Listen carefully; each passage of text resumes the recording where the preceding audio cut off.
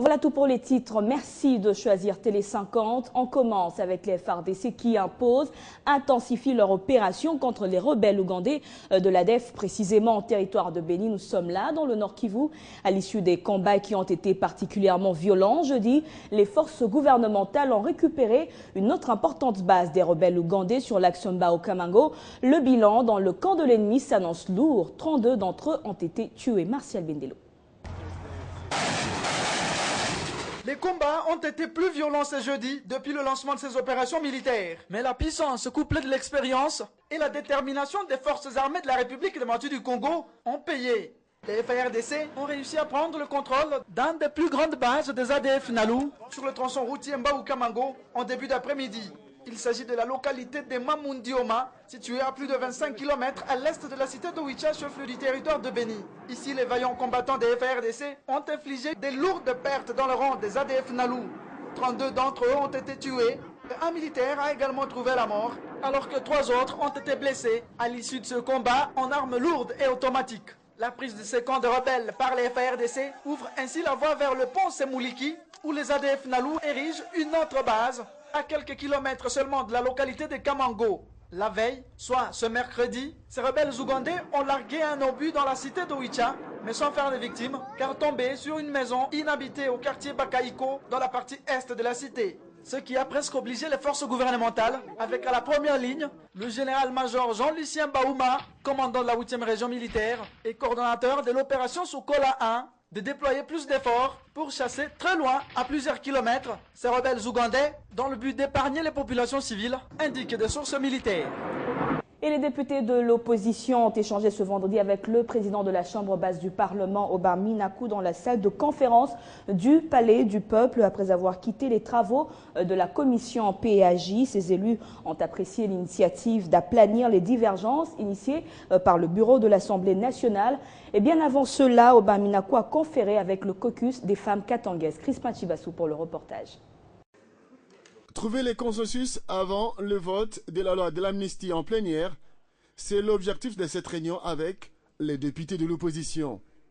La démarche du président Obemina Kunjalanjoko a trouvé du répondant. Après les échanges fructueux sur les clauses de la loi de l'amnistie, les élus du peuple de l'opposition ont apprécié à sa juste valeur l'initiative et devront répondre à siéger à la commission PAJ après avoir aplani les divergences. Le président de l'Assemblée nationale nous a écoutés, ce qui est très bien dans une démocratie. Hein, il nous a écoutés, il a entendu tous les desiderata que nous avons, que nous allons peut-être en parler le lundi et on se verra prochainement pour que tous nos points de vue soient pareils pour que nous puissions clôturer la plénière le lundi. Le président de l'Assemblée nationale a eu la sagesse d'appeler les bureaux des groupes parlementaires de l'opposition autour de lui pour pouvoir analyser et voir comment on peut chuter en ce qui concerne la loi sur l'amnistie et puis parler un peu de la CENI. Le président de l'Assemblée nationale nous a dit que les contacts vont continuer de telle manière que nous puissions, les points de divergence puissent s'écarter et que nous puissions avoir un point convergent et que cette loi vienne pour les Congolais comme un élément vecteur de la cohésion nationale. Bien avant la réunion avec les députés de l'opposition, le président de l'Assemblée nationale, Obé Minaku, a reçu la délégation du caucus des femmes katangaises qui a déposé un projet de proposition de loi sur la représentativité des femmes et le respect du genre. Reçues par Obé Minaku, elles ont exprimé le vœu de voir la représentation nationale matérialiser la volonté du chef de l'État, Joseph Kabila Kabange, exprimé devant les délégués des concertations nationales lors de l'examen de la loi électorale. Nous nous sommes aussi saisis de la déclaration du chef de l'État qui n'a jamais cessé de soutenir la femme et qui a parlé des 30% qu'on devait encore accorder à la femme. Et nous nous sommes basés sur cette déclaration pour proposer déjà quelque chose aux députés nationaux pour que surtout les femmes et même les hommes puissent nous aider dans cette démarche qui ne concerne pas seulement les femmes du Katanga, mais toutes les femmes de la RDC. Le ministre délégué aux Finances, Patrice Kitebi, a présidé ce vendredi la réunion du groupe thématique gouvernance économique à laquelle ont participé le ministre du Plan, la vice-ministre du Budget et les partenaires au développement de la RDC. Au menu des échanges, la nouvelle matrice de la gouvernance économique conçue par le gouvernement pour permettre d'avoir un budget capable de financer des projets de développement et améliorer les conditions de vie de la population congolaise. Le problème que nous rencontrons en RDC, ce sont de nombreuses ressources naturelles et un budget qui est assez faible et des conditions de vie qui restent encore, malgré les progrès qui ont été accomplis, difficiles. Donc comment transformer toutes ces ressources naturelles qui sont importantes en ressources financières suffisantes pour créer le développement et faire en sorte que les Congolais aient du travail et vivent dans de meilleures conditions. Donc cette matrice de gouvernance est un document qui a été approprié par le gouvernement. Ce n'est pas une matrice de la Banque mondiale ni des bailleurs de fonds. Donc il s'agit de regarder la question de la gestion des ressources naturelles, la transparence, que ce soit dans les mines, que ce soit dans la forêt. Et là, il y a eu des progrès. Sur la forêt, il y a eu des progrès, mais nous pensons qu'il faut faire mieux.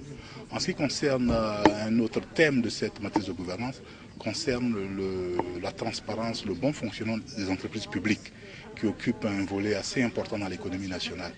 Là, depuis la réforme des entreprises publiques, avec le changement de leur statut en société commerciale, il faut ouvrir les bilans, ce qu'on appelle les bilans d'ouverture. Un certain nombre d'entreprises ont leur bilan d'ouverture, mais pas toutes les entreprises. Nous avons considéré qu'il y avait des progrès, mais ils étaient encore insuffisants. Il faut qu'il y ait les contrats de performance entre l'État et ses entreprises publiques. Et là, encore, il y a des progrès à faire. Il faut que les états financiers de ces entreprises publiques puissent être publiés et audités. Parlant éducation dans ce journal, le ministre de l'enseignement primaire, secondaire et professionnel, Makia Mwangou, vient de lancer la distribution d'un important lot des dictionnaires rouges illustrés estampillés RDC sur toute l'étendue du pays, et c'est sur demande du chef de l'État Joseph Kabila, des dictionnaires de marque Larousse que le président de la République a commandé, et c'est dans l'objectif d'améliorer la qualité de l'enseignement. Mathieu Kamango. Antoine Tenoir remercie d'abord le président de la République pour ses gestes. Il sait que c'est par les savoirs que nous pouvons amorcer le développement de la République démocratique du Congo. Après la remise à toutes les écoles de la RDC des manuels scolaires, le gouvernement de la RDC, par le biais du ministre de l'EPSP, Makia Mwangou, vient de procéder à la remise des référentiels des dictionnaires pour aider à relever la qualité de l'enseignement sur toute l'étendue de la RDC. Un lot important de dictionnaires illustrés des couleurs rouges, dont du chef de l'État, Joseph Kabila, et des dictionnaires Les Larousse, qui seront distribués dans toutes les salles de classe sur l'étendue de la RDC. C'est lot important des dictionnaires qui seront remis, les dictionnaires rouges, les dictionnaires illustrés sera remis à toutes les écoles. Au moins chaque école va avoir les dictionnaires illustrés, et les Larousse de poche, au moins chaque salle de classe va avoir les dictionnaires. Il y a un autre lot qui est important aussi, qui est réservé aux institutions, qui pourra être remis le lundi prochain. Je crois qu'on va mettre ça à la disposition des institutions pour permettre à ce que tout le monde accède au savoir, au référentiel, afin d'améliorer les rendements, les services que nous devons rendre à la nation. Une satisfaction pour ces bénéficiaires ici à Kinshasa, qui remercie le président de la République pour ses gestes. Pour le chef de l'État plutôt, en donnant le don du dictionnaire qui va nous permettre à bien s'exprimer, à bien comprendre la langue française, à comprendre le mot difficile, à consulter facilement. Et je remercie le chef de l'État pour ces dons. Ici, de rappeler que ces manuels et dictionnaires rouges illustrés et ces dictionnaires de poche et des grands dictionnaires Les Larousse, tous ont été conçus et élaborés pour la RDC. Ce sont des dictionnaires ni à vendre, surtout à la population de ne pas les acheter. Ils sont gratuits pour les écoles de la RDC. Et le promoteur de l'Institut supérieur de programmation et analyse, Martin Ekanda, est déterminé à moderniser l'enseignement supérieur et universitaire. Il a fait part de cette ambition au Premier ministre Matata Ponyo, tout en sollicitant le soutien du chef du gouvernement dans cette démarche. Et les attentes sont plutôt satisfaisantes. D'ailleurs, Augustin Matata Ponyo promet de parrainer dans les jours à venir une rencontre que va organiser l'ISIPA. On écoute Martin Ekanda. Nous avons été surpris que toutes les activités de l'ISIPA étaient suivies par lui. Il nous a encouragés dans ce sens-là. Il nous a également parlé de beaucoup d'autres choses, de soutien qu'il nous apporte. tant du côté éducatif, avec la modernisation des infrastructures, des programmes que nous sommes en train également de subir, et que sous son haut patronage ce lundi, nous démarrons à l'hôtel du Fleuve en rapport avec la bancarisation et les méthodes que nous comptons présenter au public grâce à nos partenaires marocains. Nous allons essayer de montrer à notre pays que ces enfants que nous sommes en mesure également d'ajouter un petit quelque chose à cette démarche-là sur la modernisation et d'essayer aussi de montrer au grand jour toutes les possibilités que les nouvelles technologies peuvent apporter à cette méthode. Que Dieu vous protège, que Dieu vous garde. Et puis l'Agence congolaise des grands travaux a présenté l'ouvrage RDC Infrastructure dans lequel vous retrouverez désormais les informations exactes sur les travaux réalisés et supervisés par la CGT. C'était au cours d'une cérémonie organisée ce vendredi devant les cadres, mais aussi les partenaires de cette institution. Jimmy Mavouba. Je souhaite longue vie au magazine RDC Infrastructure, Agence congolaise de grands travaux. Que cette œuvre puisse rendre accessibles les informations sur le secteur des infrastructures. Une petite phrase avec un fort souhait pour bâtir cet ouvrage de l'Agence congolaise de grands travaux intitulé RDC Infrastructure. En 63 pages, et l'on connaît tout sur les infrastructures en République démocratique du Congo. Nous avons l'obligation de fournir en République démocratique du Congo les informations sur les infrastructures. L'Agence congolaise des grands travaux qui le crée est une entreprise qui a 3 missions, à savoir la conception, la supervision et les conseils. En outre, cet ouvrage, fruit des agents de l'Agence congolaise de grands travaux, permet de réduire la mauvaise interprétation des informations sur les différentes infrastructures qui réalise l'agence. Et nous allions produire un magazine de manière à contribuer à réduire l'imprécision qui souvent règne dans les milieux des infrastructures et même contribuer, n'est-ce pas, à ce que nous puissions préciser le concept lui-même des grands travaux. Plus donc d'inquiétude pour retrouver les bonnes informations sur les infrastructures, car RDC Infrastructure, ouvrage de l'Agence congolaise de grands travaux, vous en donne chaque année avec actualisation.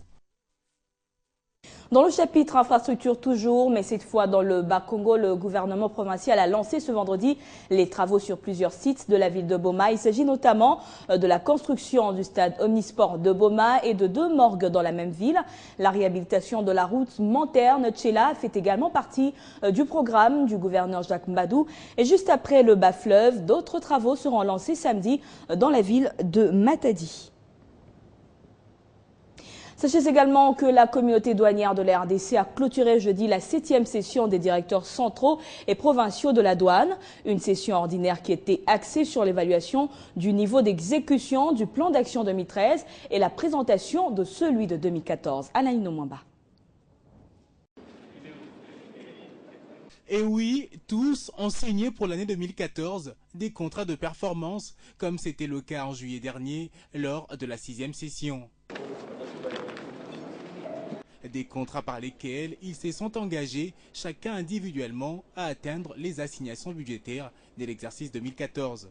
Assignations budgétaires provisoires qui pour cette année s'élèvent à plus de 2,5 milliards de dollars américains.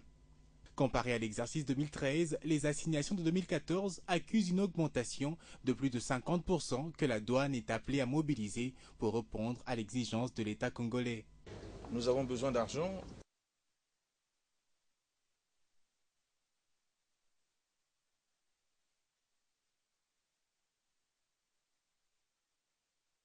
Tout cela requiert des moyens. Comment nous faisons pour avoir ces moyens?